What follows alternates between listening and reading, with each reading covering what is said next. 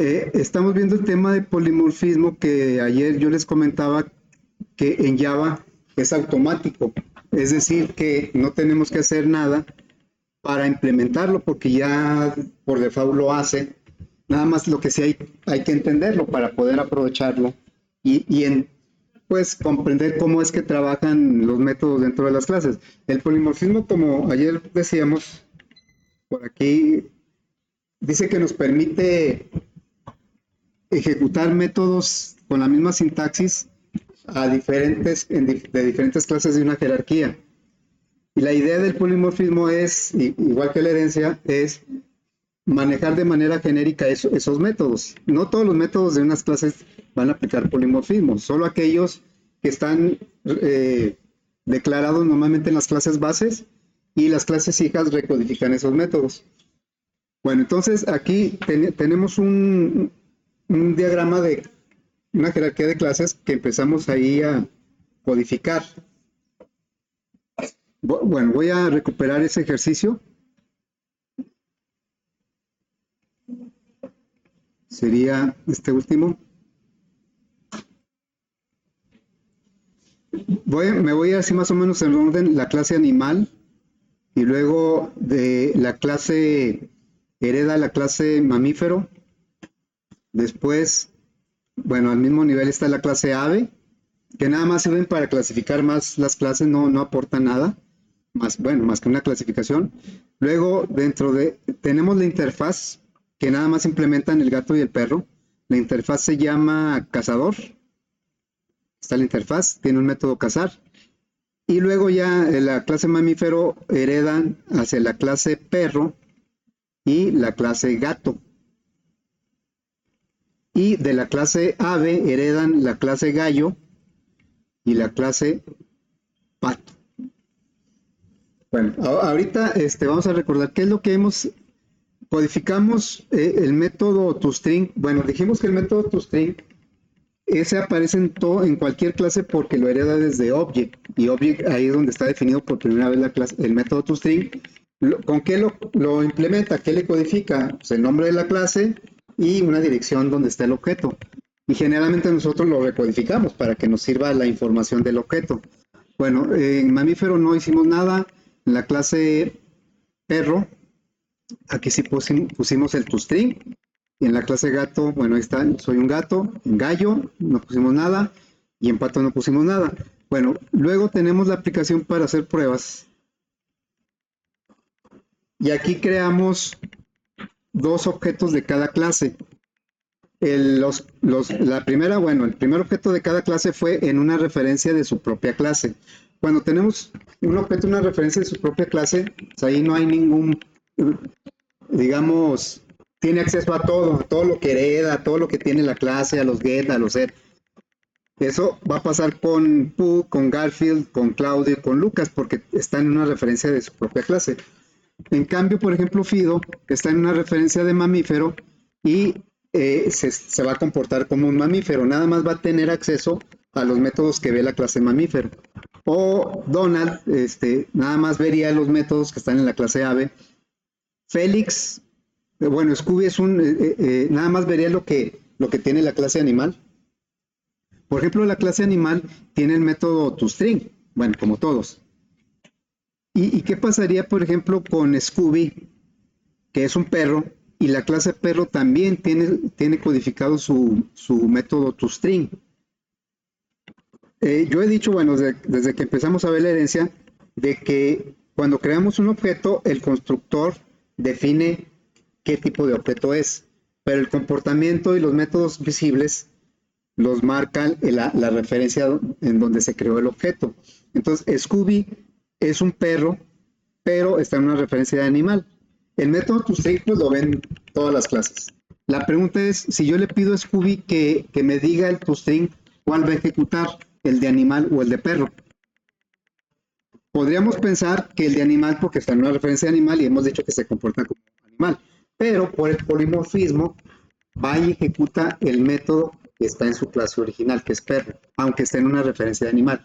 O sea, un perro siempre va a ejecutar el método toString como un perro, aunque esté en una referencia de mamífero, de cazador, de animal.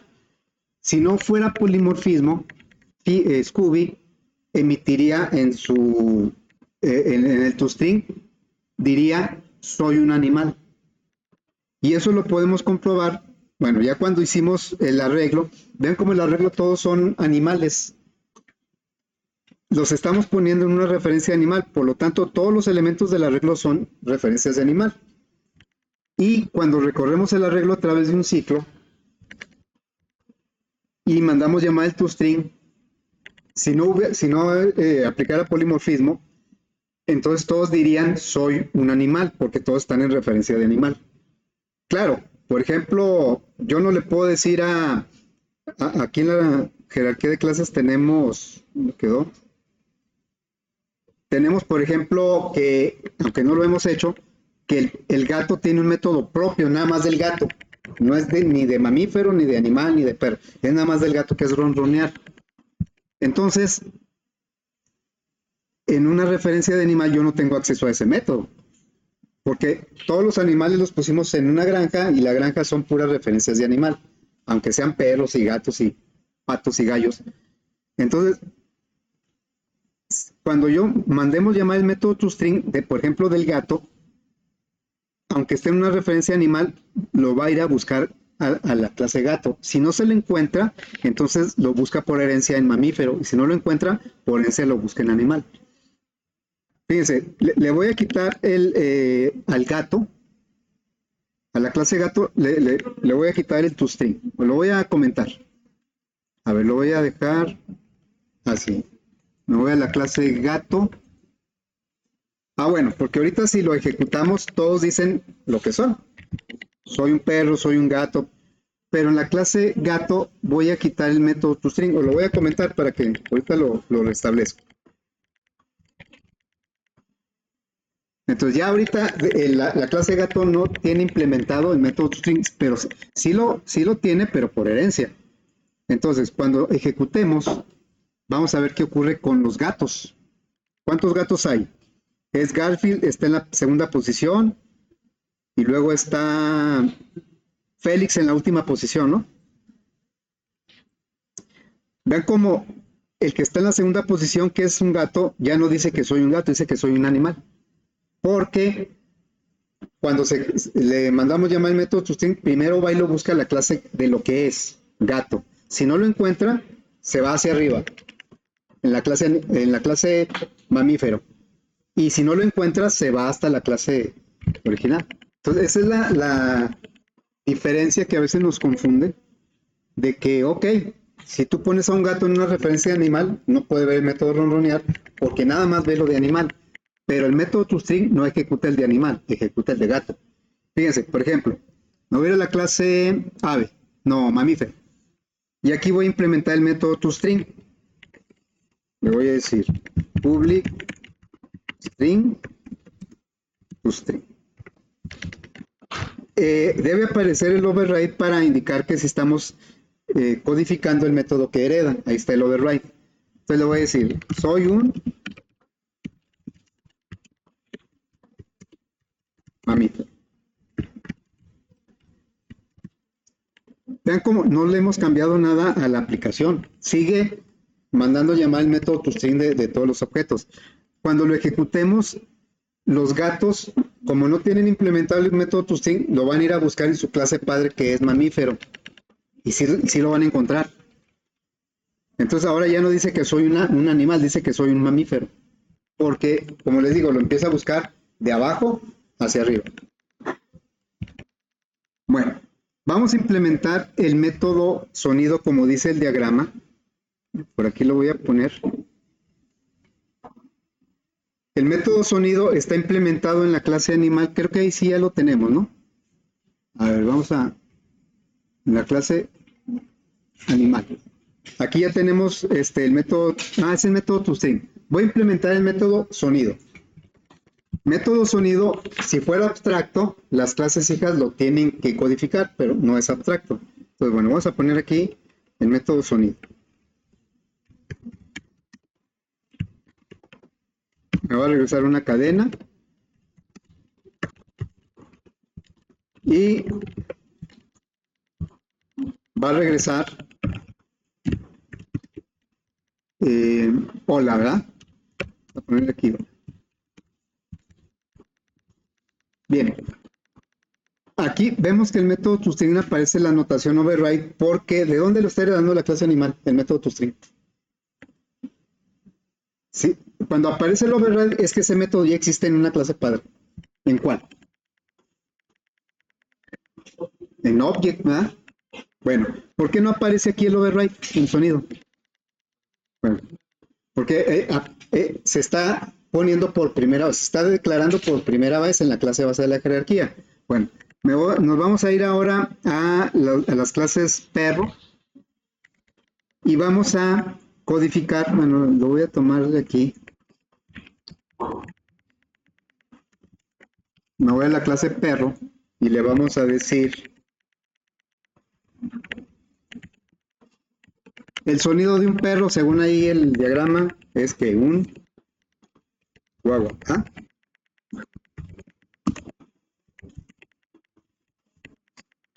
Muy bien. ¿Por qué ahora sí aparece el override? Porque ya lo está heredando de animal, ¿verdad? ¿Sí? Bueno. Nada más la primera vez no aparece override, aparece en las clases hijas. Por eso el toString siempre aparece override porque lo hereda de object. Luego vamos a implementar el método sonido con el gato. Aquí va a decir miau miau.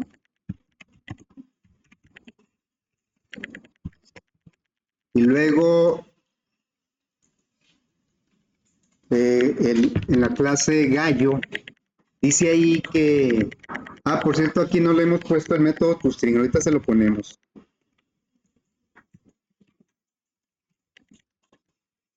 Bueno, aquí el sonido de un gallo, según esto, es kikiriki.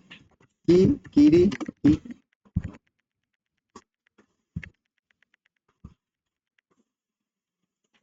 Y en el pato, el sonido es un cuac cuac.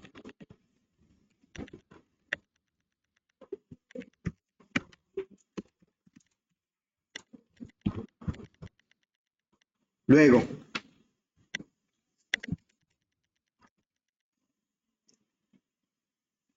bueno, es más, ahorita al pato no le voy a poner, no le voy a poner ningún, lo voy a comentar, luego lo rehabilito. Entonces comentamos esto. Y voy también a poner el método toString en todas las demás clases. En perro, bueno, voy a tomarlo de animal. El método toString dice soy un animal, ¿verdad? Y luego acá, en la clase, en mamífero ahorita no voy a poner nada, ni en ave. En perro voy a decir que ese ya lo tiene, soy un perro. En gato también ya lo tiene, pero ahorita lo vamos a restablecer. Luego en gallo, pues no lo tienes, lo voy a agregar. Aquí voy a decir soy un gallo. Y en la clase pato,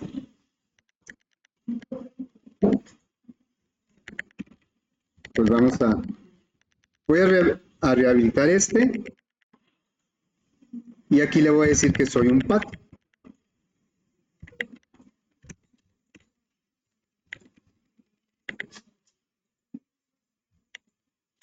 Y vamos a decir que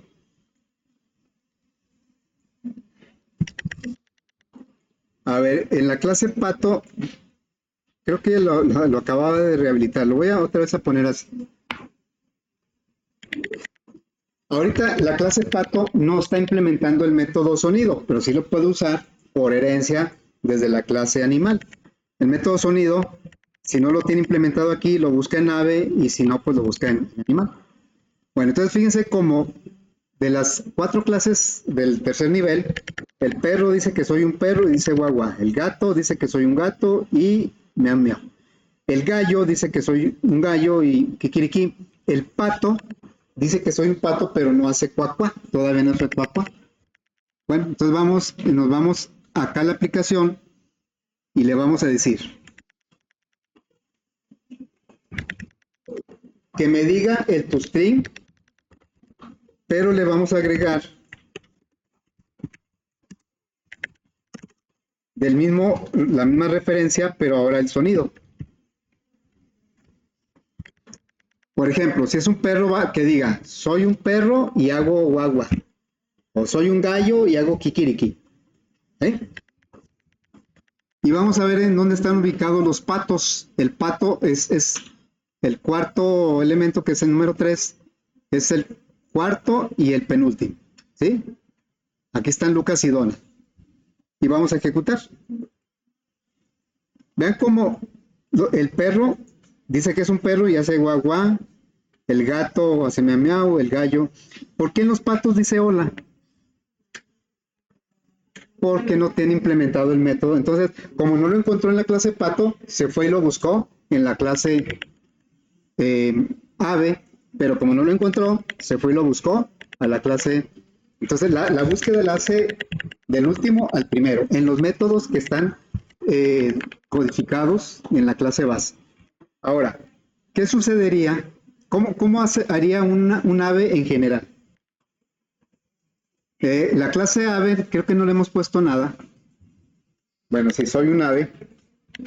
Vean cómo el pato, aunque sí tiene el método, la clase ave que dice soy un ave, pero el pato primero es pato, antes que ave, pues primero es pato, o al último es pato. Bueno, aquí en la clase animal voy a poner el método sonido.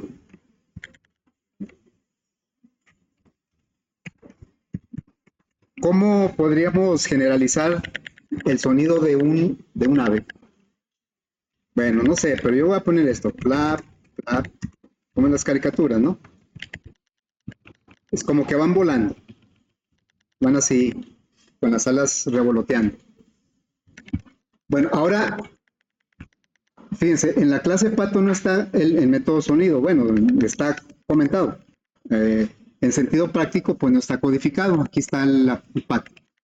Entonces, cuando le digamos aquí en este ciclo, y a pesar de que todos están en referencias de animal, el método toString y el método sonido se comporta igual, no importa en qué referencia esté. Ahí está aplicando polimorfismo. Entonces, cuando llegue a los patos, que es Lucas y Donald, el sonido lo va a buscar primero en pato y no lo encontró. Antes de que le codificara yo el plap plap, pues tampoco estaba en ave y tampoco lo encontró. Y entonces se fue hasta animal y ahí encontró el hola. Pero ahora sí va a encontrar en ave el método codificado. Vamos a checar. Vean cómo ahora dice, soy un pato y hago plap plap. Ya no se fue hasta la clase animal, sino que lo tomó de la clase ave, porque buscó en pato, no lo encontró, se fue a su clase padre que sabe, sí lo encontró, y es el que ejecuta. Y bueno, ya para que ejecute como esperamos, pues vamos a habilitar ahora este sonido. Lo rehabilitamos. Y vean cómo, pues a la hora de ejecutar, ahora sí me dice que el pato hace cuac cuac. Ya. Así es que el método sonido y el método toString, no importa en qué referencia estén los objetos, siempre lo ejecutan como está implementado en su clase original. Y si no lo encuentran ahí, empiezan a buscar hacia arriba. Ahí está aplicando el polimorfismo. Si no aplicáramos polimorfismo, todos dirían hola, hola, hola, hola, hola, porque todos están en una referencia de animal. Ahora, eso, como les digo, en Java es automático. Yo no tengo que hacer nada para que ya aplique el polimorfismo.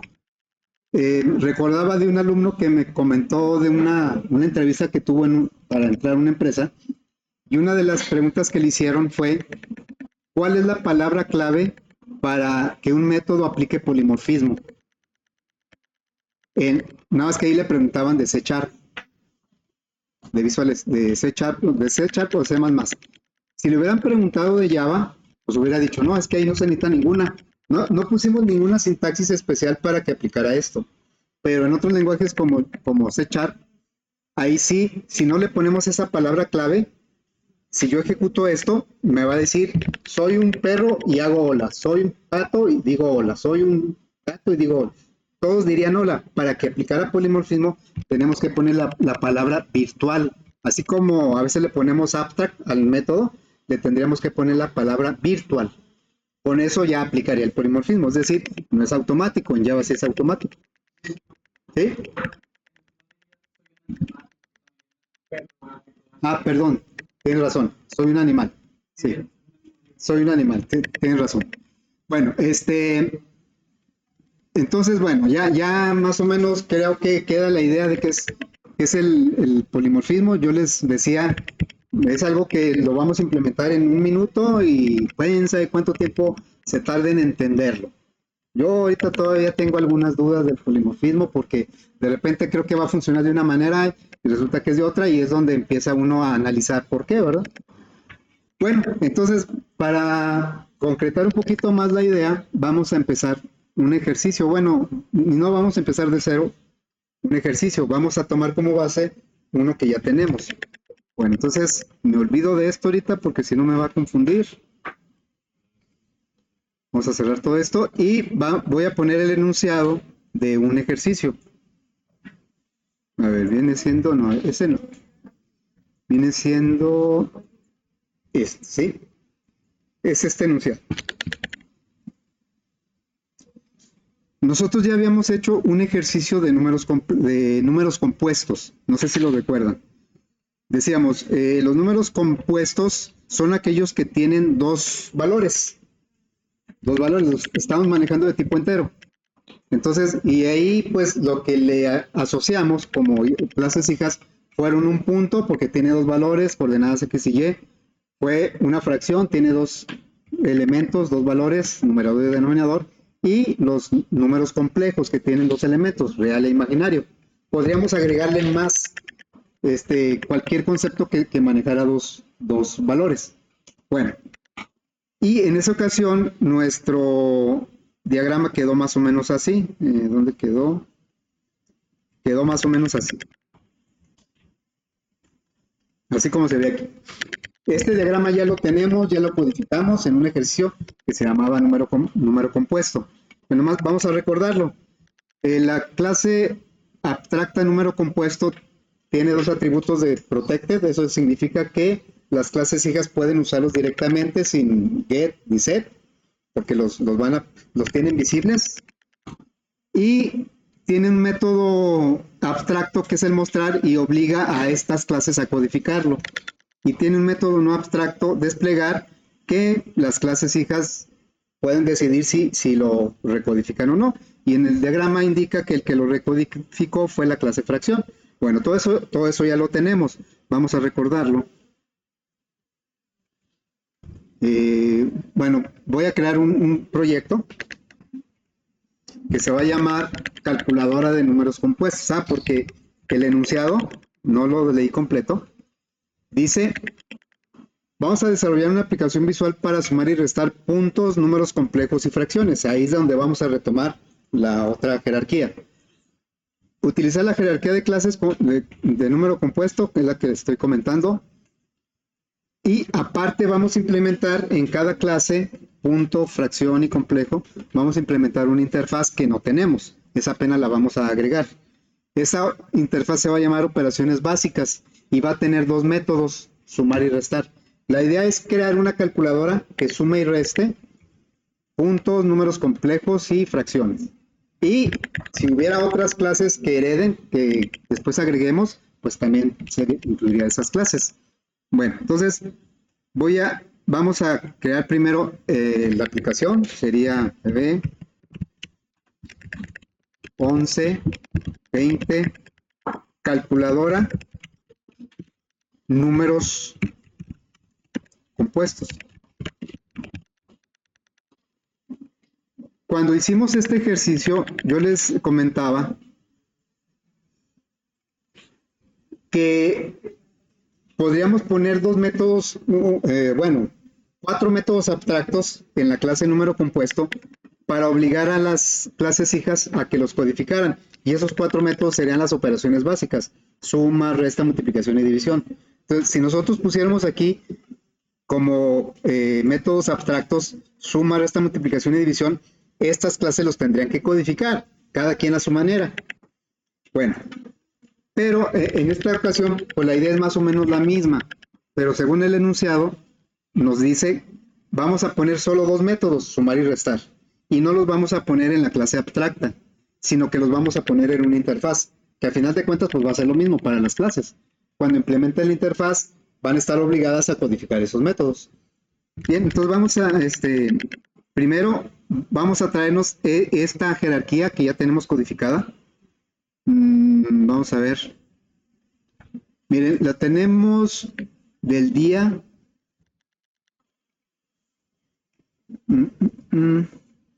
Aplicación número compuesto, del día 11, el 11 del 11.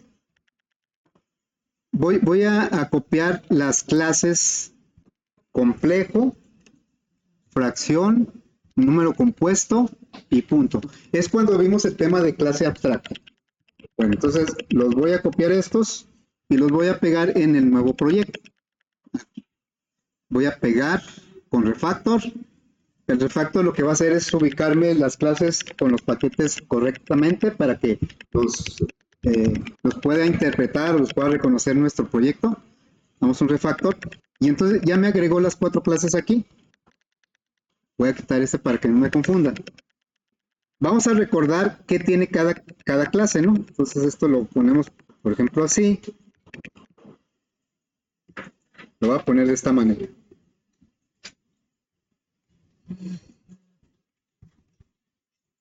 A ver, la clase número compuesto es esta. Vamos a ver cómo está el código, ¿no? Pues tiene que ser lo que dice el diagrama. Tiene 2 atributos protected de tipo entero. Tiene un método abstracto que es el mostrar. El método abstracto no se codifica más que en las clases que la heredan, que no sean abstractas. Y tiene un método desplegar que no es abstracto. Este lo pueden o no recodificar. Luego tenemos la clase punto, que tiene, no tiene atributos porque los que necesita ya los hereda de la clase número compuesto. Tiene constructores, getSet, y tiene que implementar por fuerza el método mostrar, y ya aquí lo tiene implementado. Y lo mismo pues va a ocurrir con la fracción. La fracción tampoco tiene atributos propios, sino que los dos que usa los hereda. Y entonces acá tiene el método mostrar, nada más que la clase fracción decidió recodificar el método desplegar. Es opcional. El mostrar es obligado.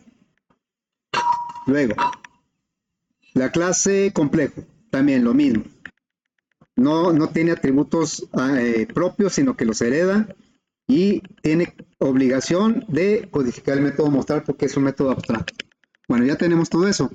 Ahora lo que dice es que nosotros esas clases también las vamos a obligar, porque es la verdad, las vamos a obligar a que sumen y resten a través de una interfase. Es similar si yo agregara, como lo había comentado en su momento en este ejercicio, que yo pusiera aquí un método abstracto sumar y un método abstracto restar, obligaría de todos modos a codificar. Pero ahora lo vamos a hacer a través de una interfaz. Ahora, ¿cuál es la diferencia? Bueno, si yo lo hago a través de la clase número compuesto, pues nada más me voy a referir a números compuestos. La herencia es algo que está más relacionado, son clases que están más relacionadas entre ellas. Pero si lo hago a través de una interfaz, entonces esa interfaz no solo me va a servir para esta jerarquía de clases, me va a servir para cualquier clase que quiera implementar el método sumar y restar. Bueno, entonces vamos a analizar un poquito cómo quedaría esa interfaz. Dice el enunciado que la interfaz va a tener los métodos sumar y restar. Ok, bueno, entonces voy a mostrar aquí dos opciones de cómo podemos codificar o cómo podemos diseñar esta interfaz. Son 2 opciones de la misma interfaz. Fíjense, si yo la interfaz va a sumar y restar números compuestos. La idea es que sume fracciones, complejos, puntos, y si tuviera más clases, más hijos o clases hijas, la clase número compuesto también, ¿verdad? Bueno, ahora, suma y resta ya lo hemos hecho en muchas clases, de que sumamos matrices implica 3 objetos de la clase matriz. El que manda a llamar el método, el que llega como parámetro y el resultado. Es lo mismo aquí. Por eso los métodos dice vas a sumar this manda a llamar el método, va a llegar un objeto como parámetro, se van a sumar y el resultado se va a regresar también. Y aquí vienen, como les digo, dos opciones. Una maneja número compuesto y otra maneja object. Ahora, ¿por qué no ponemos aquí puntos, fracciones y complejos? Si pusiera aquí como tipo de dato los puntos, solo serviría la interfaz para sumar y restar puntos. Si pusiera puros complejos o complejos, nada más sumaría y restaría complejos. Y si pusiera fracciones también, la idea es que pueda sumar y restar cualquier número compuesto y todas sus clases hijas. Por eso aquí dice, aquí va a llegar un número compuesto que puede ser un punto, una fracción, un complejo. Y va a regresar como resultado un objeto de la misma clase, pero puede ser cualquiera de las tres. Entonces, si utilizamos esta versión, nos va a servir para cualquier número compuesto, pero nada más para números compuestos. Si utilizamos esta versión, nos va a servir para cualquier objeto, no solo para números compuestos. ¿Y por qué? Porque la clase object es la madre o padre, como lo quieran ver, de todas las clases. Entonces, aquí nosotros, si le ponemos como tipo object, esta interfaz la van a poder implementar cualquier clase, no solo números compuestos. Cualquier clase que queramos que sume y reste, claro, que lo haga a su manera, le podemos decir implementa la interfaz. Ahora, ¿cuál es la idea de que se implemente una interfaz? Fíjense, nosotros vamos a hacer una calculadora que va a sumar y restar números compuestos, puntos, fracciones y complejos. Si usamos esta, nada más podemos usar números compuestos. Pero si nosotros implementamos esta interfaz, le podríamos agregar que sume y reste cualquier cosa. Matrices, vectores, horarios, cualquier cosa que sepa sumar y restar. ¿Sí? Por eso, así Java tiene muchas clases, también tiene muchas interfaces. Y varias de las interfaces de Java manejan como tipo de datos el object para generalizar lo más posible el uso de esa interfaz. Entonces, por esa razón, aunque podríamos usar esta, nosotros vamos a implementar la interfaz con esto. ¿Sí? Con esta. Bueno, entonces, vamos a empezar a codificar esta interfaz. Nos vamos, bueno, lo voy a dejar por ahí, a la mano. Y vamos a agregar la interfaz. Nueva interfaz. Se llama operaciones básicas. A lo mejor están pensando, ¿y por qué no puso de una vez la multiplicación y la división? ¿Por qué creen que no haya puesto? En operaciones básicas podrían incluirse multiplicación y división, ¿no? ¿Por qué creen que no las puse? Porque, bueno, en primer lugar implica más tiempo, ¿verdad? Y en segundo lugar es más complicado. Entonces nos vamos a tardar un buen rato en averiguar cómo se multiplican dos números complejos o cómo se multiplican bueno, las fracciones a lo mejor no tanto, cómo se multiplican dos puntos o qué significa multiplicar dos puntos. Entonces por eso nada más le puse sumar y restar. Bueno, entonces la interfaz, pero sí le puse interfaz. No es una clase, es una interfaz. Entonces le vamos así. ¿Cómo quedó finalmente, cómo quedaría finalmente el diagrama? Bueno, aquí vamos a averiguarlo. Por aquí viene más abajo. Todo esto que no leí, pues más o menos explica lo que les estuve diciendo, de que tenemos dos opciones y por qué preferí utilizar la segunda opción. Bueno, entonces, aquí viene también explicada la clase object que ya hemos visto. Y al final viene cómo quedaría nuestro diagrama. La parte superior del diagrama ya la tenemos, ya la codificamos. Lo que le vamos a agregar es la interfaz, pero claro, si la interfaz nomás la creamos y no la asociamos con las clases, pues no va a pasar nada. No, vamos a crear la interfaz y luego vamos a hacer que las clases punto, fracción y complejo la implementen. Vean cómo se pone el diagrama. Ahí en los proyectos me hacen los diagramas de muchas maneras o no me los ponen completos. ¿Qué significa o por qué aquí está la línea continua y acá está punteado? No nada más porque se me olvidó, porque se me acabó la tinta o ¿por qué? Porque la interfaz así se representa. La implementación de una interfaz es con línea punteada y la herencia es con línea continua. Y la flecha apunta a la clase padre, en este caso número compuesto, o a la interfaz, que en este caso es operaciones básicas. La punta llega a los padres, ¿sí? Y sale de los hijos, porque a veces me lo ponen al revés. Bueno, entonces vamos ya empezamos a codificar por ahí la interfaz. Y la interfaz dice que va a tener dos métodos, uno que suma y otro que resta.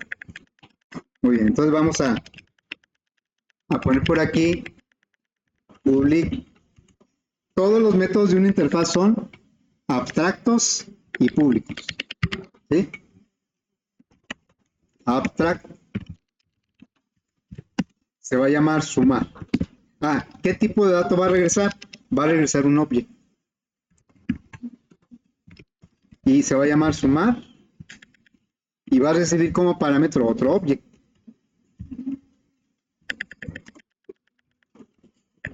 Fíjense,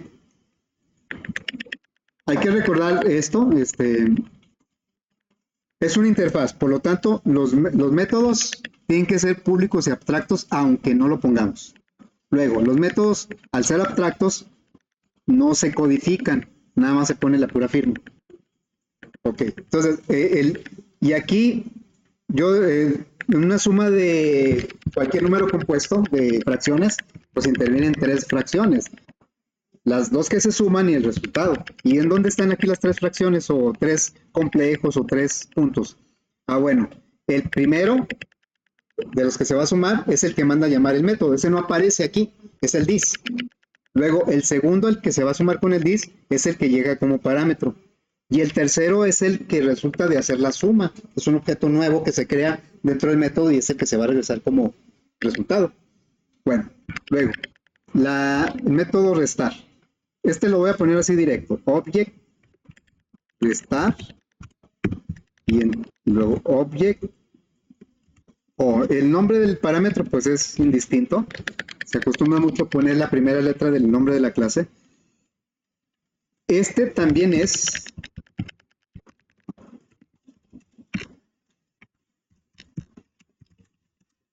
public y after. Aunque no lo pongamos, ¿eh? Por ejemplo, ¿qué pasa si yo aquí en lugar de public le pongo private? En una clase normal yo puedo poner un método privado. Y más, de hecho, en las aplicaciones visuales, los eventos, que también al final de cuentas son métodos, los eventos son privados. Entonces, pero aquí, ¿por qué me marca error? Pues porque en una interfaz todos los métodos son públicos, aunque no lo ponga.